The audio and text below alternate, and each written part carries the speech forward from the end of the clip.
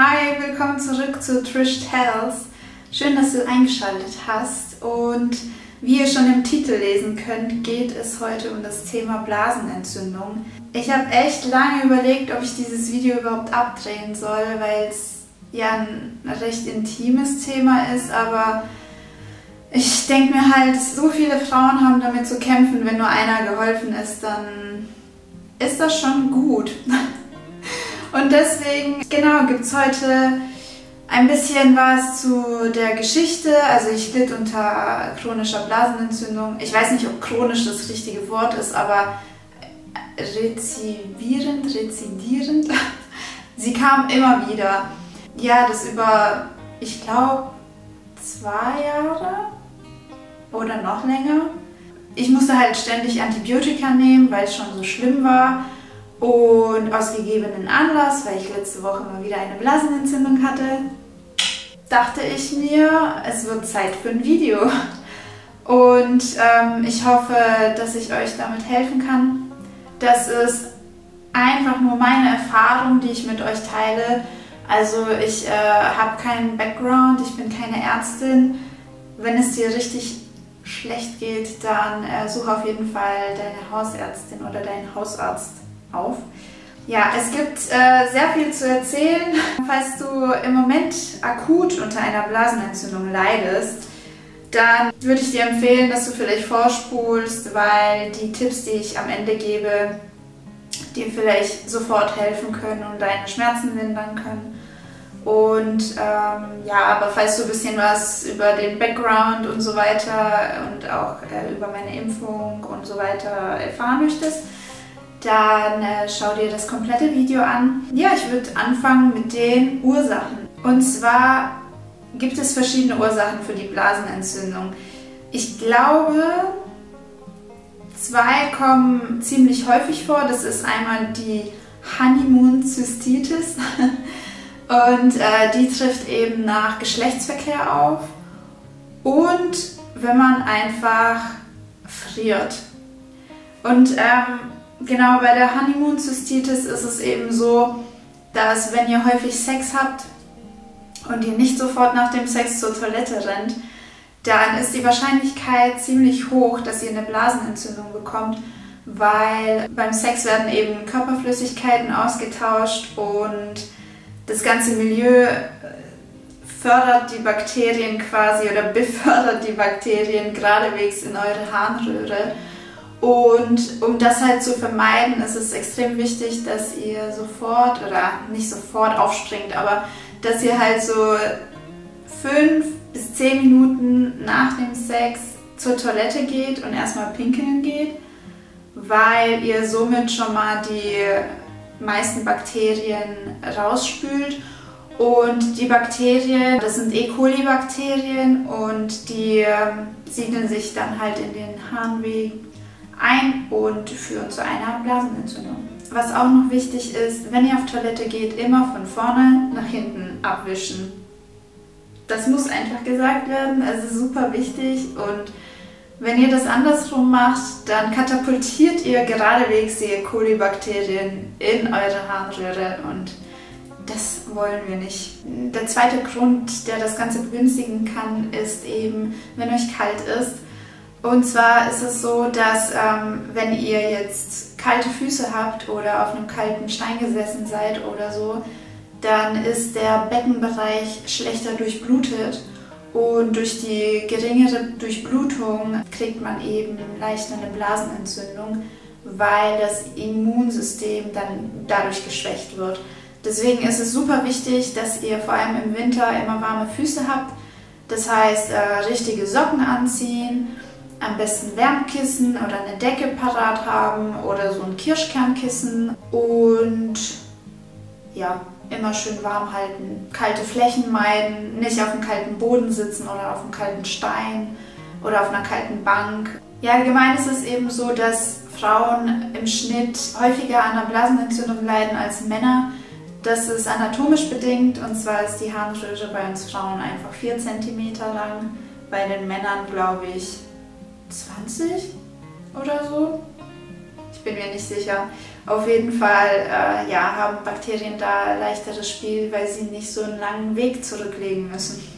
Ja, ein anderer Grund kann auch sein, dass wenn ihr einen neuen Partner habt, und diesen Tipp habe ich von meiner Apothekerin des Vertrauens erhalten, wenn ihr einen neuen Partner habt und ihr Sex habt, ja, dann kann es sein, dass die Körper noch nicht auf die Bakterien des anderen eingestellt sind, und das dauert eben eine Weile und kann auch unter anderem häufiger zu einer Blasenentzündung führen. Ja, ein weiterer Grund, was das alles begünstigen kann, ist eine übertriebene oder eine schlechte Körperhygiene.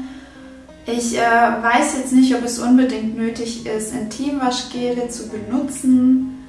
Ich denke, das geht auch so. Man sollte halt nicht übertrieben den Intimbereich einseifen. Das ist überhaupt nicht nötig, weil ihr habt da sowieso ein gewisses Milieu und Milchsäurebakterien, die eben dafür sorgen, dass normalerweise keine Bakterien dort hineingelangen, und die stützen außerdem die Abwehr. Deswegen, ja, sauber halten, aber nicht übertreiben. Also typische Symptome sind eben Ziehen im Unterleib, wenn ihr oft auf Toilette müsst, aber wenig kommt. Außerdem kann es schon sein, wenn es fortgeschritten ist, dass ihr Blut im Urin bemerkt, oder dass es halt eben brennt, wenn ihr auf Toilette geht. Ja, wenn es schon schlimm ist, kann es sein, dass ihr auch Fieber bekommt oder Flankenschmerzen. Dann solltet ihr, also spätestens da solltet ihr auf jeden Fall zum Arzt, weil es kann sein, dass das bis zu den Nieren hochkriecht und dann wird es kompliziert. Deswegen nicht zu lange warten und zum Arzt gehen und das abklären lassen, falls ihr irgendwelche Symptome bemerkt, die in die Richtung gehen. Es kann auch sein, dass der Urin trüber ist als sonst. Das ist auch noch ein Anzeichen für eine Blasenentzündung. Ja, jetzt erzähle ich ein bisschen was zu meiner persönlichen Geschichte. Und zwar war es so, ich habe dann meinen Mann kennengelernt. Das war 2018. Und seit dieser Zeit litt ich eigentlich alle paar Wochen fast an einer Blasenentzündung. Also ich glaube, das waren immer so 6 bis 8 Wochen. Und ja, man spricht halt eben von einer wiederkehrenden Blasenentzündung oder halt eben chronischen Blasenentzündung, wenn man zweimal im Halbjahr oder dreimal in einem Jahr eine Blasenentzündung erleidet. Und ja, das war bei mir auf jeden Fall der Fall. Und ja, ihr wisst alle, wie das ist. Also Blasenentzündung ist, glaube ich, so mit das Bedeutendste, was es gibt, weil die Area da unten eh schon so empfindlich ist, und dann tut es halt beim Pinkeln weh und man denkt sich so, geil. Und ja, deswegen war das halt echt, ja, eine doofe Zeit, sage ich mal, weil ich habe damals auch gearbeitet und dann sitzt du im Büro und denkst dir so, schon wieder aufs Klo. Und ja, zu dieser Zeit war es auch so, dass ich sehr schnell immer Blut im Urin hatte. Also es war schon übel. Ich konnte das auch irgendwie nicht wirklich in den Griff bekommen mit anderen Medikamenten, und ich bin dann jedes Mal zum Arzt und jedes Mal wurde mir dann gleich ein Antibiotikum verschrieben, weil es eben schon so schlimm war. Und ich war deswegen auch schon mal in der Notaufnahme, und irgendwann dachte ich, okay, also das kann ja so nicht weitergehen. Ein Grund, wieso ich dachte, okay, ich muss irgendwas ändern, war halt, dass ich auch durch die ganzen Antibiotika ist natürlich meine komplette Verdauung flöten gegangen. Ja? Meine ganze Bakterienkultur im Darm war quasi nicht vorhanden. Dadurch hatte ich auch immer mal wieder Verdauungsprobleme, und irgendwann wurde es so schlimm, dass ich eigentlich permanent Verdauungsprobleme hatte. Und das kam dann nochmal dazu, und echt, also wenn du die zwei Dinge hast, so Verdauungsprobleme und Blasenentzündung alle paar Monate, dann denkst du dir so, Jackpot. heute habe ich das eigentlich ohne Antibiotika in den Griff und ich bin so froh, weil seit Korea hat sich auch meine Verdauung geregelt. Ich habe so viel Kimchi gegessen, dass ich eine Bakterienkultur aufgebaut habe. Ey, sowas hat keiner, ja. Und dann kam noch das indonesische Essen dazu und das europäische und jetzt bin ich echt ausgestattet und seither ist auch alles in Ordnung. Deswegen ist glaube ich, auch sau wichtig, dass ihr einfach eure Darmkultur pflegt, weil das ist quasi euer Immunsystem und umso mehr gute Bakterien ihr in euch trägt, desto mehr können die gegen die schlechten Bakterien ausrichten. Deswegen mein Tipp, fermentierte Sachen essen und so weiter, aber dazu komme ich auch noch später. Genau, das war dann irgendwann auch so, dass ich, um das Ganze mal professionell abzuklären, bin ich zum Urologen gegangen. Die haben dann sogar auch festgestellt, dass irgendwie andere Bakterien im Spiel waren. Die haben auch festgestellt, dass ich eine sehr enge Harnröhre habe und es hieß, wenn man sehr oft Blasenentzündung hat, dann kann es eben sein, dass sich das Gewebe auch verändert. Und das trägt dazu bei, dass sich die Bakterien besser anhaften können, was einen Teufelskreis ergibt. Deswegen ist es wichtig, das Ganze so schnell wie möglich zu unterbrechen. Ja, um das Ganze vorzubeugen, habe ich mich damals impfen lassen. Und zwar nennt sich die Impfung Strohback. Und die kriegt man oder kann man sich spritzen lassen. Ich glaube, die kann man auch oral einnehmen, wenn man eben eine Blasenentzündung hat, die immer wiederkehrt. Und zwar, die beinhaltet eben inaktivierte Bakterienstämme. Kommt eben auch eigentlich nur bei einer unkomplizierten Blasenentzündung in Frage. Wenn ihr Probleme mit den Nieren habt, dann ist das schon eine andere Nummer. Das würde ich auf jeden Fall mit dem Arzt abklären. Aber ja, ist auf jeden Fall eine Option. Ihr könnt eure Ärztin oder euren Arzt mal ansprechen, ob das für euch in Frage kommt. Ich kenne eine Freundin, die hatte seither gar keine Blasenentzündung mehr. Bei mir war das so, dass ich zwar noch Blasenentzündungen hatte, die waren dann aber leichter und nicht so oft. Also die Impfung hat bei mir schon geholfen.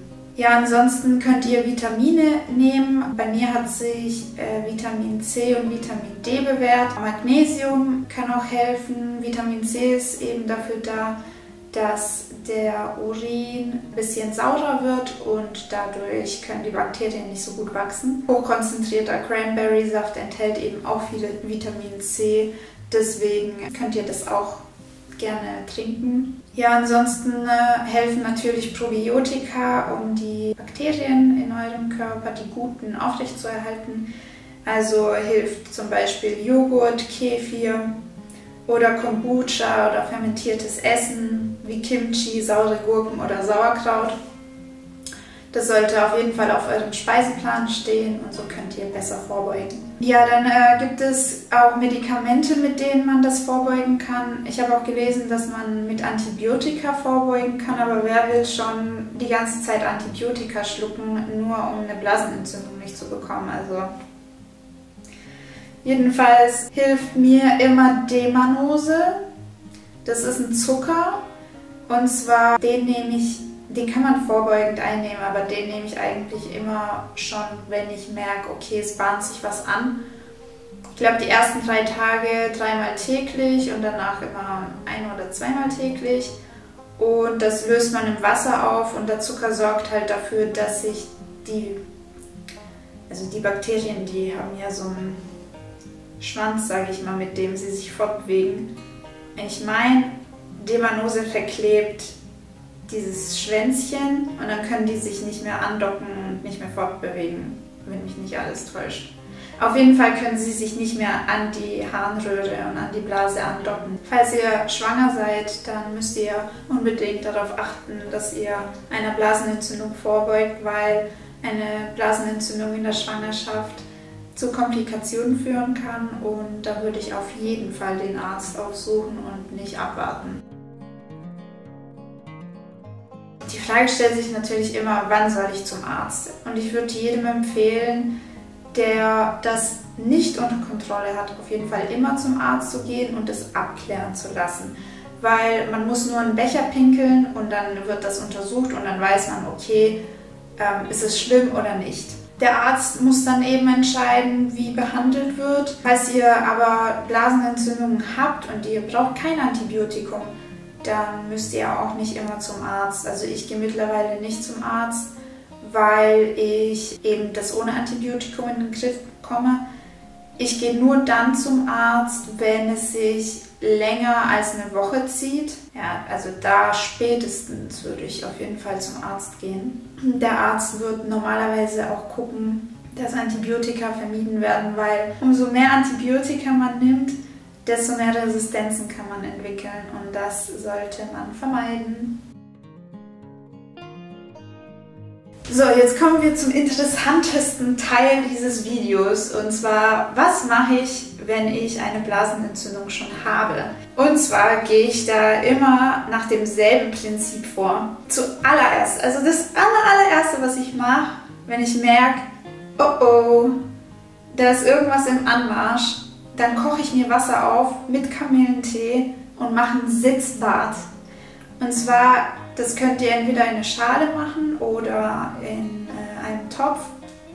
Kamillentee rein, aufgießen. Achtet bitte darauf, dass ihr euch nicht den Hintern verbrennt, ja, weil das ist natürlich wie bei der Inhalation heißer Dampf und ansonsten burnt ihr euch da unten alles weg, also bitte passt darauf auf. Und zwar gehe ich in die Hocke meistens. Ich habe auch gelesen, man kann die Schüssel in die Kloschüssel stellen. Das habe ich noch nie ausprobiert, aber ja, ist auch möglich. Genau, ich stelle den Topf auf den Boden, gehe in die Hocke, decke wie bei einer Inhalation den hinteren Teil mit einem Handtuch ab, sodass alles schön eingedampft wird quasi. Und dann ja, mache ich das so mindestens 5 Minuten, wenn ich es länger aushalte, 10, aber ich kann nicht so lange in der Hocke sitzen, deswegen bleibt es meistens bei 5 Minuten.